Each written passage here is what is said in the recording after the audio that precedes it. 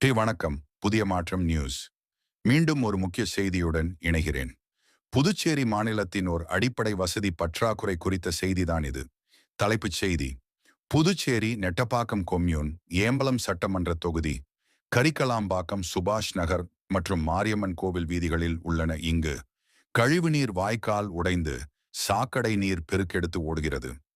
தேங்கிக் கிடக்கும் கழிவு நீரால் மக்கள் கடும் சிரமத்திற்கு ஆளாகியுள்ளனர்.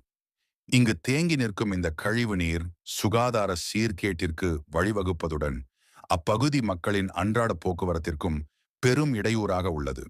இதன் காரணமாக சுபாஷ் நகர் மற்றும் மாரியம்மன் கோவில் வீதியில் வசிக்கும் மக்கள் துர்நாற்றத்தால் பாதிக்கப்பட்டு நோய் பரவும் அபாயத்தில் உள்ளனர்.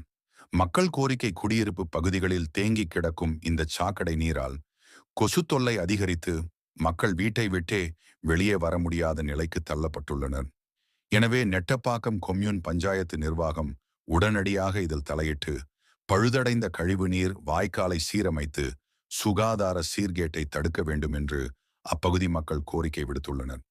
மக்களின் அடிப்படை சுகாதாரத்தை பாதிக்கும் இந்த சிக்கலுக்கு புதுச்சேரி அரசு மூலம் தீர்வு கிடைக்குமா என்பதை பொறுத்திருந்துதான் பார்க்க வேண்டும். நன்றி. இணைந்த இருங்கள். புதிய மாற்றம் நியூஸ்.